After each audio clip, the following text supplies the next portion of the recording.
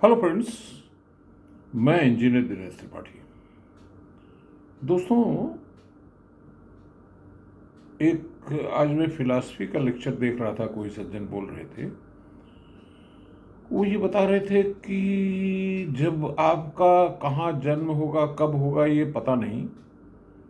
उसी तरह से कहाँ, मतलब आपका जन्म निश्चित नहीं है कि कहाँ होगा, किस कुल में पैदा होंगे, भारत में होंगे कि अमेरिका में होंगे। उसी तरह से आपका मौत का भी पता नहीं। गॉड फीयरिंग की बात कर रहे थे वो, कि मनुष्यों के बस में कुछ नहीं है। न अपना जन्म नियंत्रित कर सकते हो, न अपना मृत्यु। तो बीच की यात्रा में तुम क्या कर सकते हो? सब ईश्वर की लीला है। बहरहाल, जब हम आए हैं तो हमें जाना भी है। जन्म हुआ है तो मृत्यु होनी है, ये तो शाश्वत सत्य है। तो दोस्तों, हमें भी जाना है, सबको जाना है, आप सब लोगों को जाना है इस दुनिया से। और हम अनावश्यक यहाँ पे अपने अनर्गल प्रलाप करते हैं। तो दोस्तों, इमेजिन करिए कि हमारे राहुल बाबा जाते हैं ऊपर। कभी न कभी तो जाना ही है। तो वहां का सीन देखिए कि ये पहुंच गए जहां सब कांग्रेसी लोग हैं। तो वहां का जो द्वारपाल था, उसने कहा भैया वो कांग्रेस वाले राहुल बाबा आए हैं, तो we need somebody from Congress who can welcome him. तो लेटेस्ट तो राजीव गांधी साहब के पास गए, बोले sir Rahul Gandhi has come. बोला he is a bloody idiot. I talked about delinking jobs with degrees. I never promoted government jobs. I promoted computerization. I promoted science and technology. I promoted innovation. I promoted how innovation can solve the problems of India, how telecommunication can become a tool for the communication. This guy is talking about caste. He's talking about caste reservation. I can't welcome Rahul Gandhi. Please forgive me. उसके बाद द्वारपाल पहुंच जाता है इंदिरा जी के पास। कहता है कि वो राहुल जी आए हुए हैं, तो आप उनको रिसीव कर लीजिए।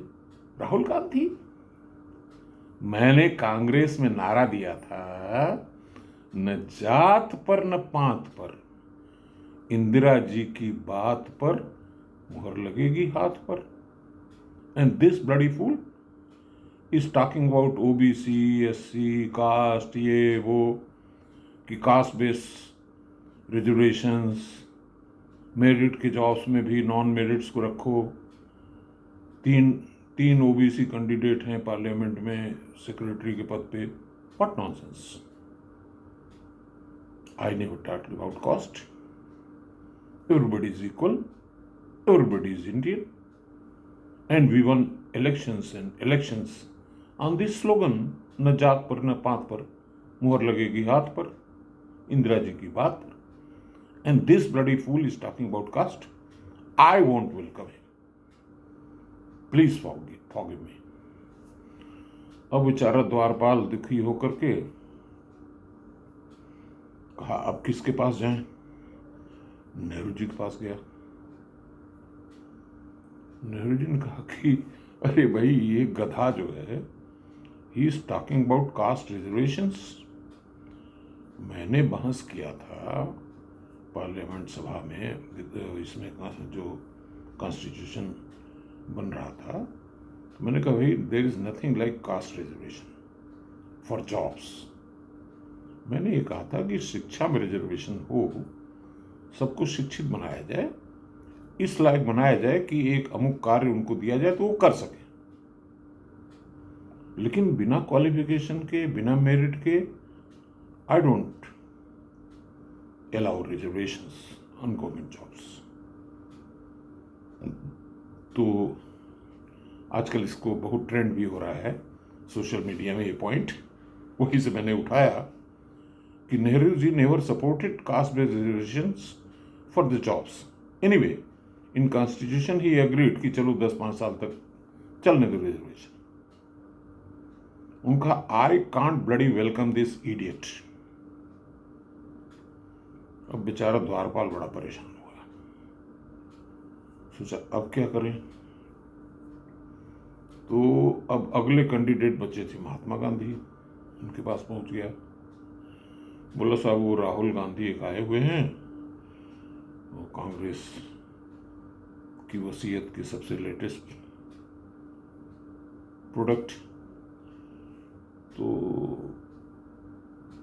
महात्मा गांधी बड़े खुश हुए, बोला yes, I want to welcome Rahul Gandhi, my dream came true.